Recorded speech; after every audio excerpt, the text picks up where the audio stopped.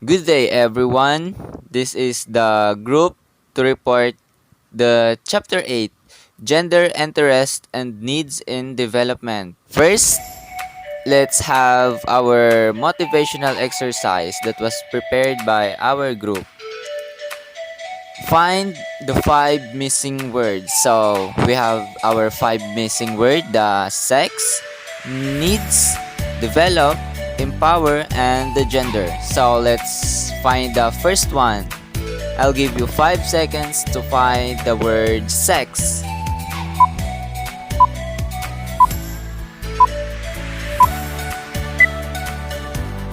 Oops, time's up. Have you find it? Good job. So the sex can be found here. That's right. You have 1 coin. Okay, let's have our second word. The needs. Can you find it? Okay, I'll give you another 5 seconds to find the word needs.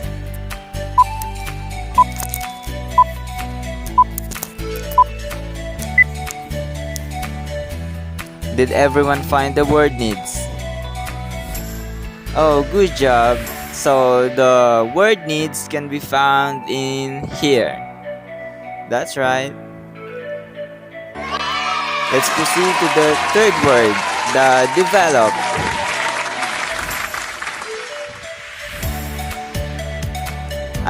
Another 5 seconds to find the word develop. Start.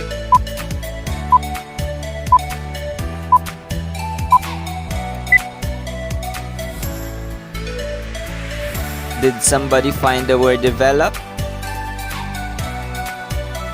Okay, the develop can be found in here. Yeah, that's the spot. Okay, let's proceed to the word number 4. Empower. Empower has a 7 letter. So anyone can find it? Yeah, that's the spirit. So I'll give you 5 seconds to find the word empower.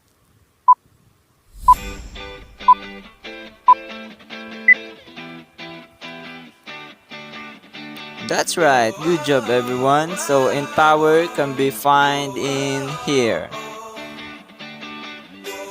And our last word, gender. Another 5 seconds to find the last word.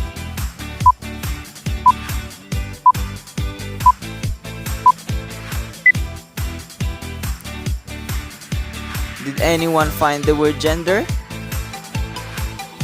Good job, everyone. You've made it. You find the 5 missing words.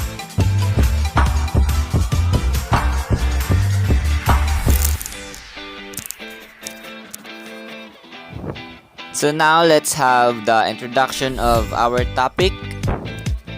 Chapter 8, the Gender Planning and Development.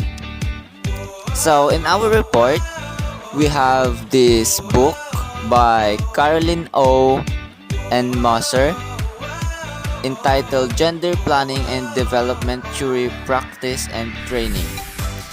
In this book,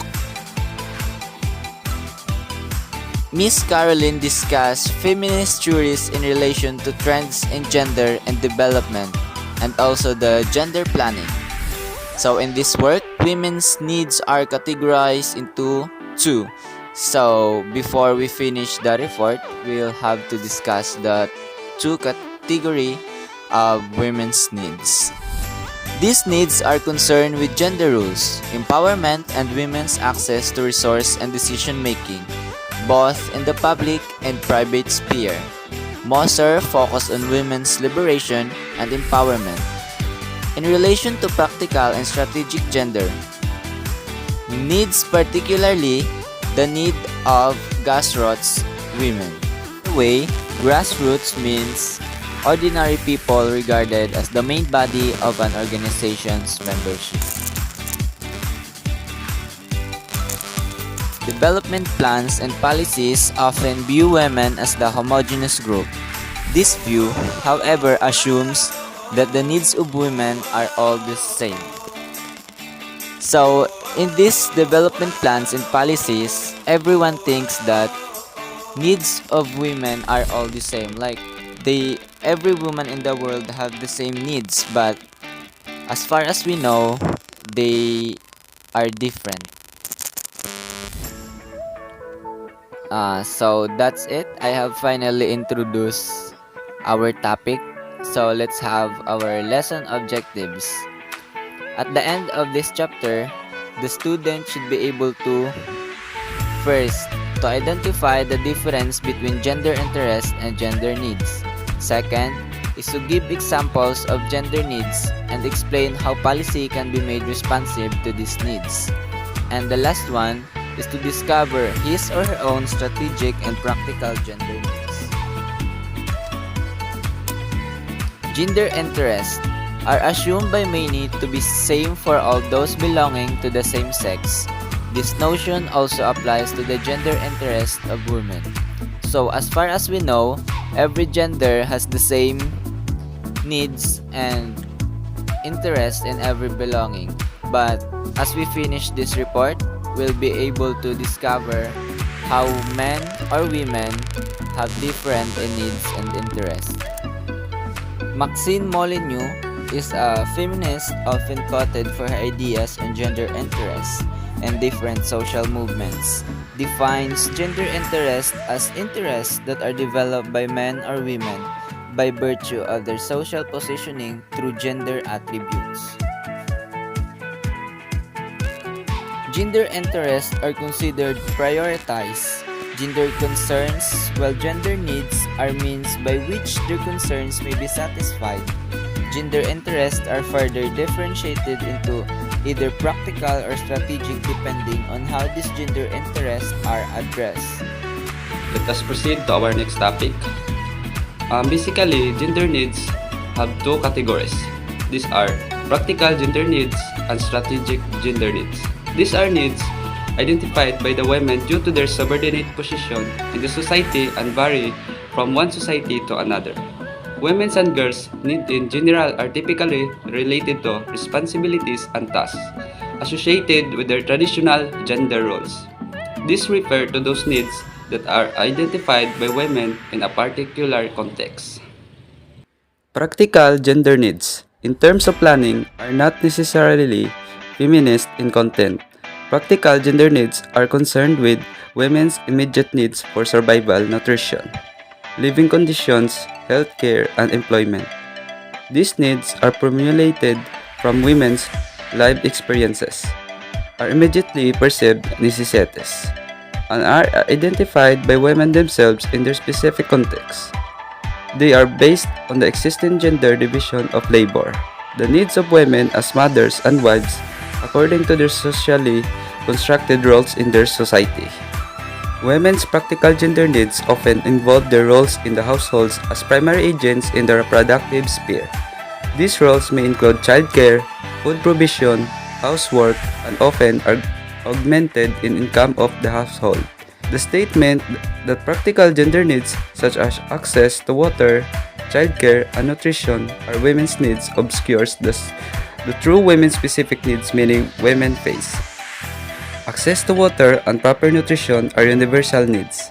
However, masking these needs under the guise of women needs may distract women from their true need, gender equality. Meanwhile, strategic gender needs are needs women identify because of their subordinate position to men in their society. These needs are different from women's practical gender needs because they go beyond acceptance of the existence gender division of labor, focusing more on the attainment of gender equality and women's empowerment. Strategic gender interests confront issues that are at the heart of the feminist movement: gender inequality, gender justice, and women empowerment. Addressing this interest may bring about structural change and empowerment. Strategic gender needs are those that stem from a woman's strategic gender interest due to her socialized gender role as a woman. Challenges for the fulfillment of gender needs in the Philippines. The Philippines enacts gender mainstreaming or the strategy, the inclusion of gender perspective in all policies and for programs. However, Philippine gender literature only assumes two genders. These are the male and the female, and that one sex is the same as one's gender. Biologically, male persons are all masculine, while female persons are all feminine. Another concern is that gender needs are equal to women, specific, practical, and strategic gender needs. Confusion also arises because gender and women are not defined in primary gender mainstreaming texts such as Magna Carta of Women. This assumes homogeneity also disregards LGBT persons' gender needs. So because of the Philippines' point of view on the gender that we only have male and female in the community, LGBT community disregards in other laws. Gender mainstreaming policies group women into one homogeneous category, while vaguely defining who women are. While women do have some similar needs based on their biology, nuisances are present in the need of women as influenced by their religion, class, race, nationality, and age. While there are specific laws and provisions for Muslim women, indigenous women, women with disabilities, and women from other disadvantaged groups in the Philippines. This lack of clarity in addressing women's needs based on their rules, biology, culture, and subordinate positions shows how gender needs may become